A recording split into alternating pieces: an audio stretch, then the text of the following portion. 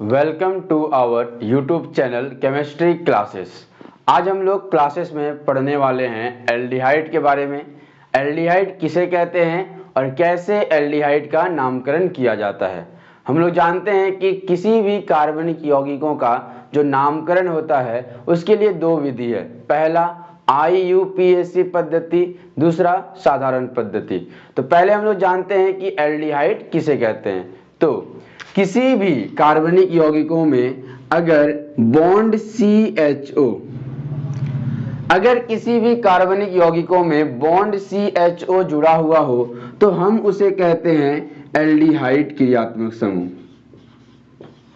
Aldehyde क्रियात्मक समूह यानी कि किसी भी कार्बनिक यौगिकों में अगर हमें बॉन्ड CHO दिखाई दे तो वो कौन सा क्रियात्मक समूह है? वो हमारा है एल्डिहाइड क्रियात्मक समूह। एल्डिहाइड की श्रृंखला कैसी होती है तो देखते हैं।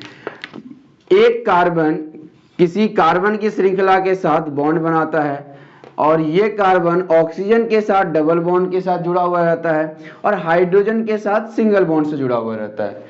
यहाँ पर कार्बन एक बॉन्ड हाइड्रोजन के साथ, दो बॉन्ड ऑक्सीजन परमाणु के साथ और एक तरफ से उसके एल्काइल समूह जुड़े हुए रहते हैं। किसी भी कार्बनिक यौगिकों में कहीं भी हमें अगर बॉन्ड CHO दिखाई देता है तो हम उसे कहेंगे वो है हमारा एल्डिहाइड क्रियात्मक समूह। तो हम लोग जब एल्डिहाइड का नामकरण करेंगे उसके लिए दो विधि है। पहला विधि है हमारा IUPAC पद्धति। तो जानेंगे हम लोग कि इस पद्धति में वो कौन से नियम हैं जिनके आधार पर हम लोग ऐसे यौगिकों का नामकरण करते हैं। अगर एक दो एग्जांपल हम लोग एल्डिहाइड का देखें तो अगर मान लीजिए कि एक कार्बन की श्रृंखला है CH3CHO, यहां पर एक कार्बन है लेकिन एक कार्बन के साथ कौन जुड़ा हुआ है? एल्डिहाइड जुड़ा हुआ है। तो यहां पर कार्बन की संख्या हो जाएगी 2। ये 2 कार्बन का एल्डिहाइड है। इसी प्रकार अगर दिया हुआ रहेगा हमारा 3 कार्बन तो ये है हमारा 3 कार्बन का एल्डिहाइड। यहां पर R क्या है? कार्बन की श्रृंखला। R हमारा कार्बन की श्रृंखला है जिसको हम लोग कहते हैं एल्काइल समूह। एल्काइल समूह का मतलब है कार्बन की श्रृंखला। यहाँ एल्काइल समूह कितना है? 1 है। यहाँ पर एल्काइल समूह कितना है? 2 है। ये हमारा क्या है? क्रियात्मक समूह। ये हमारा क्रियात्मक समूह। कौन सा क्रियात्मक समूह है? तो बॉन्ड CHO है तो वो हमारा एल्डिहाइड क्रियात्मक समूह है। चलिए हम लोग शुरू करते हैं पहले नामकरण की विधि जिसे हम लोग कहते हैं IUPAC सिस्टम।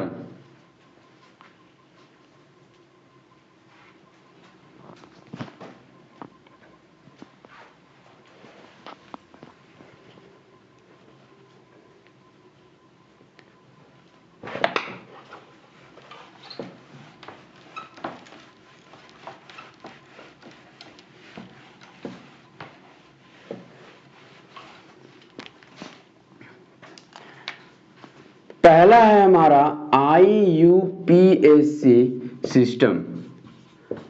जब हम लोग IUPAC सिस्टम में एल्डिहाइड का नामकरण करते हैं तो इस पद्धति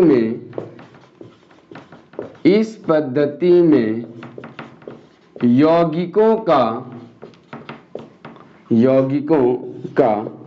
नामकरण करते समय संगत कार्बन के नाम से E को हटाकर AL शब्द को जोड़ा जाता है।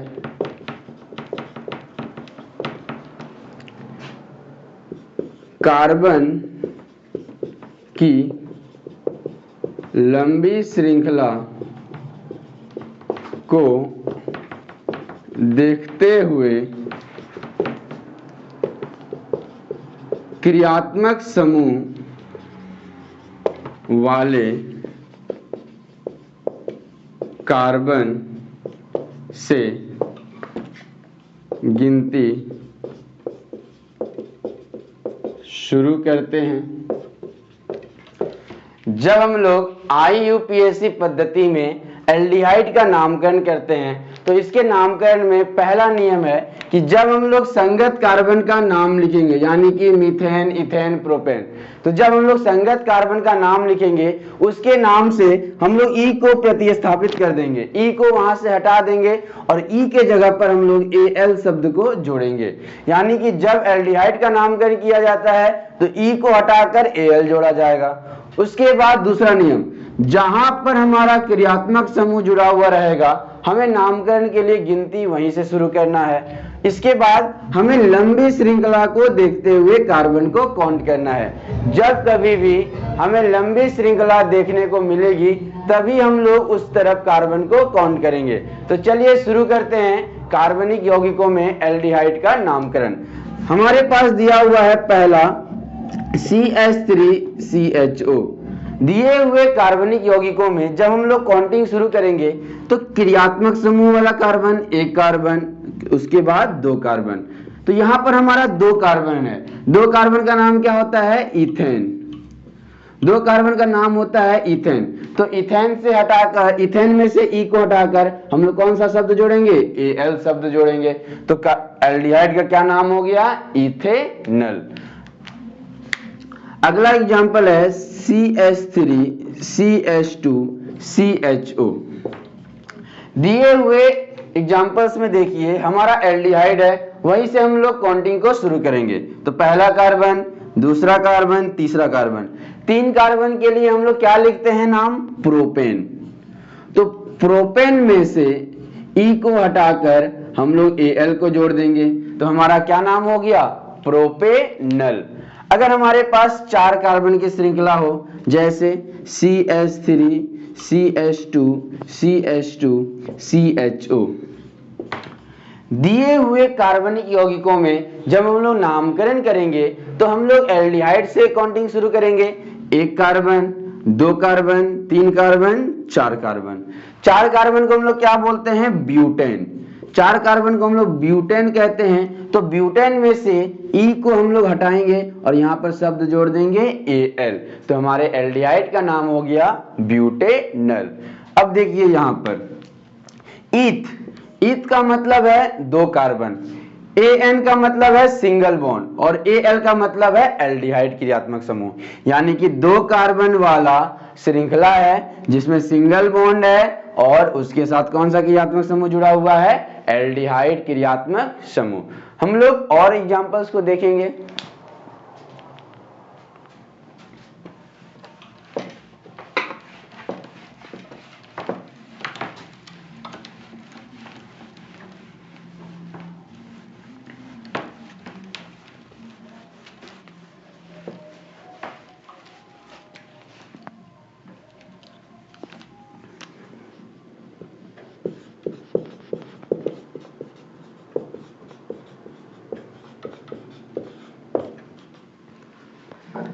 इस एग्जांपल्स में जब हम लोग काउंटिंग करेंगे तो एक कार्बन, दो कार्बन, तीन कार्बन, चार कार्बन, चार कार्बन का एल्डिहाइड ब्यूटेनल।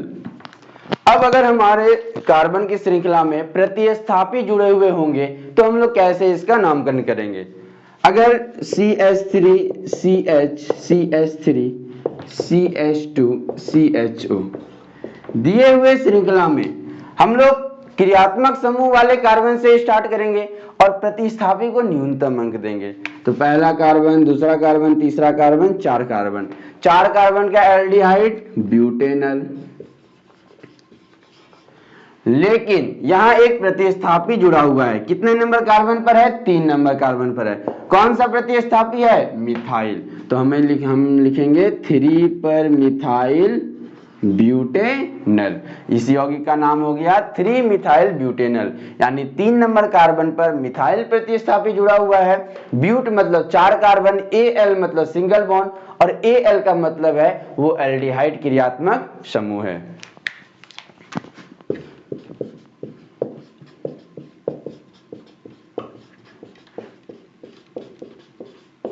पांच कार्बन का हमारा साधारण श्रृंखला है। तो 1 2 3 4 5, 5 कार्बन में हम लोग लिखते हैं पेंटेन। लेकिन पेंटेन में से ई को हटाकर हम लोग जोड़ेंगे एल। क्या नाम हो गया हमारा? पेंटेनल। पेंटेनल का मतलब है 5 कार्बन, सिंगल बॉन्ड और कौन सा क्रियात्मक समूह? एल्डिहाइड क्रियात्मक समूह।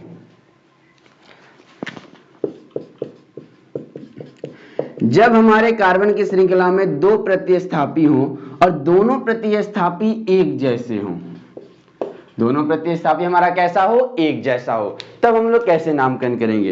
1 carbon, 2 carbon, 3 carbon, 4 carbon, 5 carbon. 5 carbon का भी हम लोग एल्डिहाइड का नाम लिखे हैं, नाम होता है पेंटेनल। लेकिन पेंटेनल से पहले हम लोग नाम लिखेंगे किसका? प्रतिस्थापी का। 2 प्रतिस्थापी है, कौन सा प्रतिस्थापी है? यहां भी मिथाइल है, यहां भी मिथाइल है। एक 3 नंबर पर है, एक 4 नंबर पर है, तो हम लोग लिखेंगे 3,4 पर डाइमिथाइल। 3,4 पर डाइमिथाइल यानी कि 2 मिथाइल।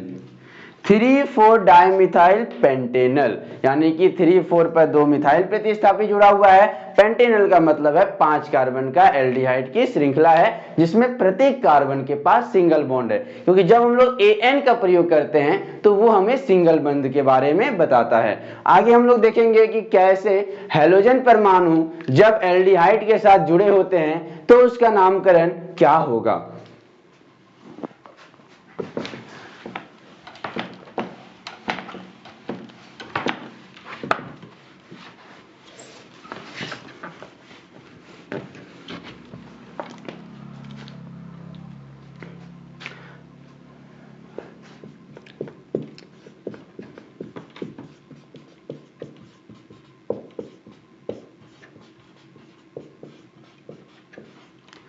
दिए हुए एल्डिहाइड को हम लोग देखते हैं, जब हम लोग नामकरण करेंगे 1 carbon, 2 carbon, 3 carbon, 4 carbon, 5 carbon. 5 carbon में हमारा नाम हो गया पेंटेनल, हमारा नाम हो गया पेंटेनल। पेंटेनल का मतलब है 5 कार्बन का एल्डिहाइड। लेकिन 3 नंबर पर कौन सा प्रतिस्थापी है? क्लोरो प्रतिस्थापी है, तो 3 पर क्लोरो पेंटेनल। दिए हुए यौगिक का नाम हो गया 3 पे क्लोरो, 5 कार्बन पेंटेन, ई को हटाकर हमने एल जोड़ा क्योंकि हमारा क्रियात्मक समूह कौन सा था? एल्डिहाइड क्रियात्मक समूह था।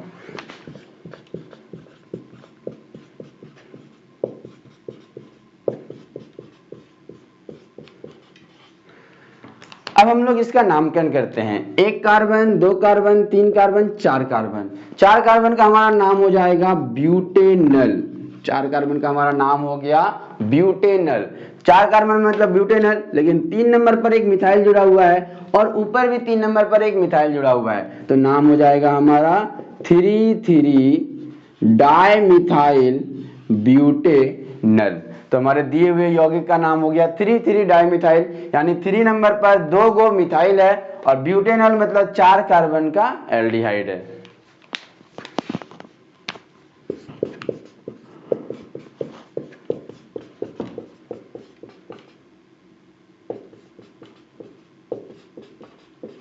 अब देखिए दिए हुए यौगिक में जब हम लोग नामकरण करेंगे 1, 2, 3, 4, 5, 5 कार्बन पेंटेनल। पेंटेनल कितने नंबर कार्बन पर प्रतिस्थापी है? 2 नंबर पर है। कौन सा प्रतिस्थापी? CH3, तो हो जाएगा हमारा 2 मिथाइल पेंटेनल। तो इस प्रकार हम लोग IUPAC पद्धति द्वारा एल्डिहाइड क्रियात्मक समूह का नामकरण करते हैं। दूसरा हमारा विधि है साधारण पद्धति। साधारण पद्धति में जब हम लोग कार्बनिक यौगिकों में नामकरण करेंगे तो उसकी एक विशेष नियम होती है। तो चलिए हम लोग देखते हैं कि कैसे साधारण पद्धति में नामकरण होता है।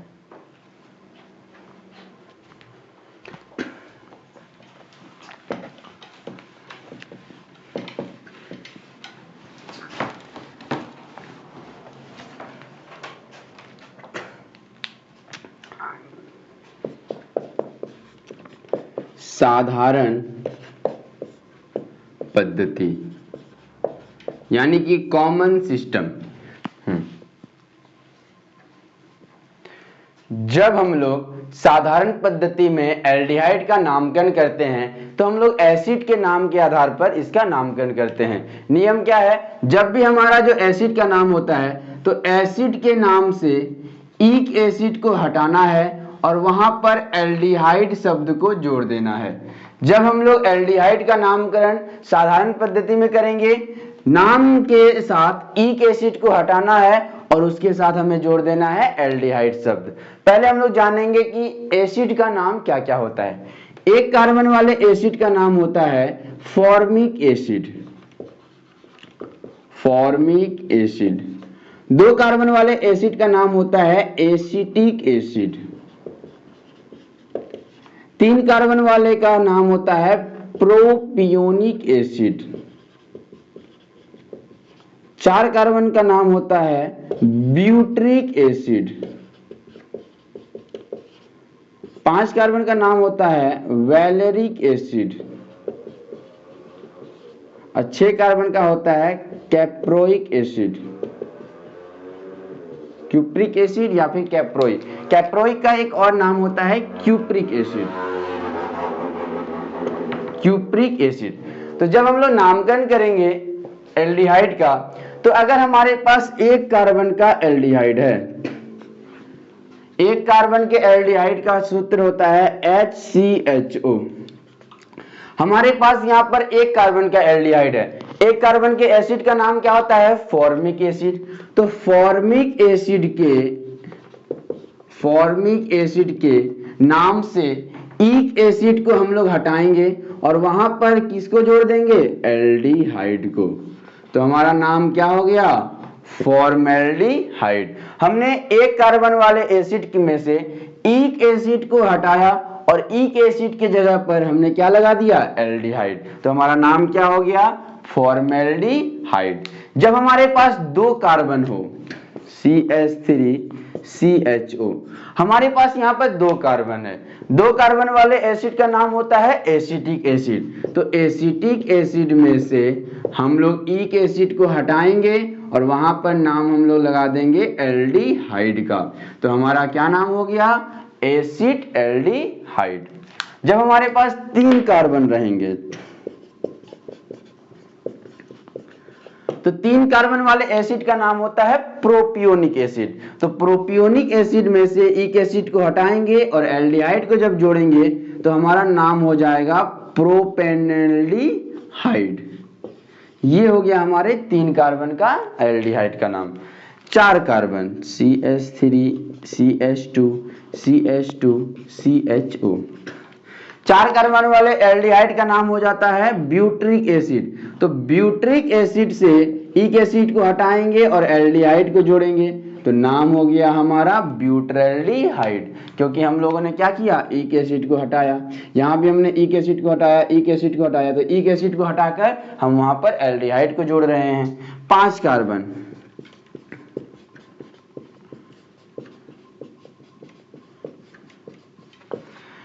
कार्बन है वैलेरिक एसिड, तो हमारा नाम हो जाएगा वैलेरल्डिहाइड।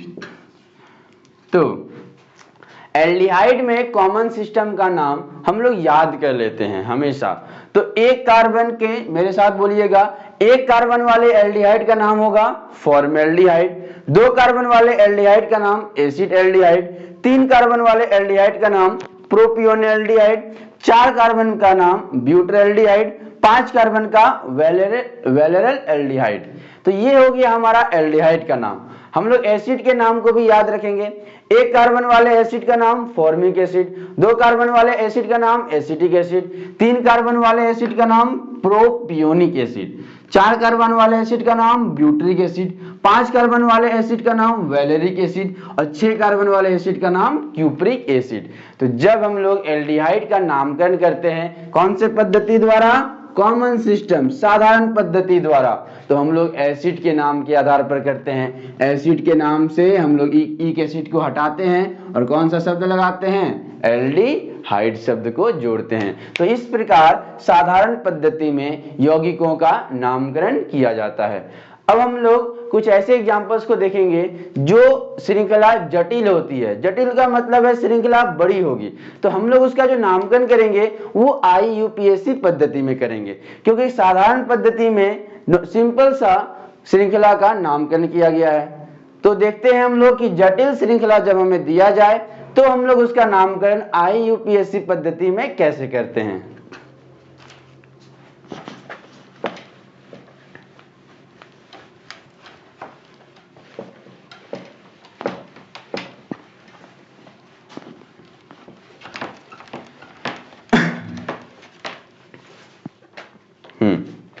तो जटिल श्रृंखला एक CH3 CH2 CH CH2 CH3 CH2 CH2 CHO। हमें कार्बन की बड़ी श्रृंखला दी हुई है। जब हम लोग इसका नामकरण करेंगे तो 1 कार्बन 2 कार्बन 3 कार्बन 4 कार्बन, आगे जाते हैं तो हमें बराबर कार्बन मिलता है, नीचे आते हैं तो बराबर कार्बन मिलता है, तो 5 कार्बन 6 कार्बन। कितना कार्बन है हमारे पास? 6 कार्बन है। 6 कार्बन का नाम क्या होता है? हेक्सेन। हेक्सेन में से हम लोग E को हटाएंगे, E को हटाएंगे और क्या जोड़ देंगे? Al को जोड़ेंगे। क्यों? क्योंकि हमारा कौन सा एल्डिहाइड है? कौन सा क्रियात्मक समूह है? एल्डिहाइड क्रियात्मक समूह। तो हमारा नाम हो गया हेक्सेनल। कैसा हेक्सेनल? 4 नंबर पर कौन है? इथाइल। तो इसका नाम हो गया 4 पर इथाइल हेक्सेनल। तो यहां पर हम लोगों ने देखा कि जब जटिल कार्बनिक यौगिक आया तो 4 के साथ इथाइल जुड़ा हुआ था, 6 कार्बन वाला एल्डिहाइड था।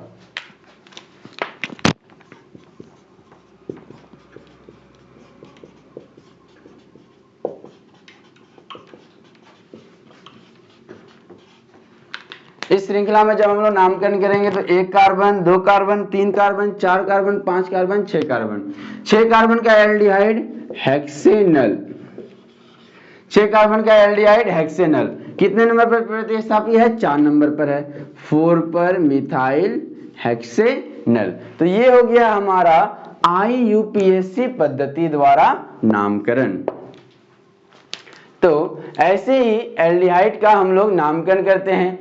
नियम क्या है? जब हम लोग IUPAC पद्धति में नामकरण करते हैं वहां हम लोग E को हटाकर क्या जोड़ते हैं? Al को जोड़ते हैं।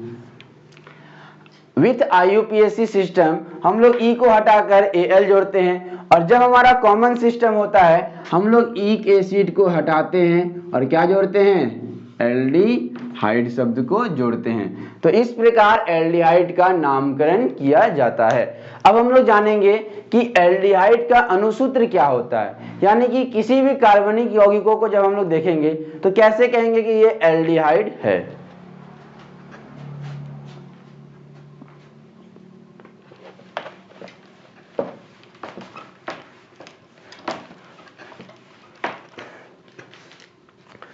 तो हम लोग एक एग्जाम, जब हम लोग अनुसूत्र इसका निकालेंगे,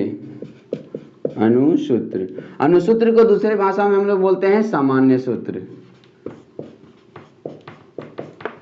तो हम लोग किसका अनुसूत्र निकालने वाले हैं? एल्डिहाइड का अनुसूत्र निकालने वाले हैं। तो एल्डिहाइड का अनुसूत्र क्या होता है? तो फॉर एग्जांपल CH3CHO एक एल्डिहाइड है। इस एल्डिहाइड में कार्बन की संख्या कितनी है? 2 कार्बन है। हाइड्रोजन कितना है? 4 कार्बन, 4 हाइड्रोजन है और ऑक्सीजन 1 है, यानी कार्बन 2 है, हाइड्रोजन 4 है और 1 ऑक्सीजन है। यानी कि किसी भी कार्बनिक यौगिकों में एल्डिहाइड का अनुसूत्र होता है हमारा CnH2nO। यानी कि एल्डिहाइड में जितना कार्बन होता है उससे 2 गुना हाइड्रोजन होता है और 1 ऑक्सीजन परमाणु जुड़ा होता है। तो हमारा एल्डिहाइड का अनुसूत्र हो गया CnH2nO। हम लोग एक चेक करते हैं, 3 कार्बन का एल्डिहाइड, इसमें कार्बन कितने हैं? 3 है, हाइड्रोजन कितने हैं? 6 है और ऑक्सीजन कितना है? 1 है। तो जितना कार्बन है उससे 2 गुना हाइड्रोजन है। तो हमारा एल्डिहाइड का अनुसूत्र हो जाता है CnH2O। तो ये हमारा एल्डिहाइड का अनुसूत्र है जो हमारे ऑब्जेक्टिव वगैरह के क्वेश्चंस में देखने को मिलता है। तो जब कभी भी हम लोग एल्डिहाइड का सामान्य सूत्र देखेंगे तो उसके सामान्य सूत्र में जितने नंबर ऑफ कार्बन होते हैं हाइड्रोजन की संख्या उससे 2 गुनी होती है और 1 ऑक्सीजन परमाणु जुड़ा हुआ रहता है। तो हम लोगों ने जाना कि एल्डिहाइड किसे कहते हैं, एल्डिहाइड का सूत्र क्या होता है और कैसे एल्डिहाइड का नामकरण करते हैं। तो आज के लिए इतना ही, बने रहिए हमारे साथ, मिलते हैं अगले वीडियो में। अगर आपने इसके पहले वाला वीडियो नहीं देखा है तो उसका लिंक डिस्क्रिप्शन बॉक्स में डाल दिया गया है, या फिर आप हमारे चैनल के प्लेलिस्ट में जाकर उस वीडियो को देख सकते हैं। तो धन्यवाद।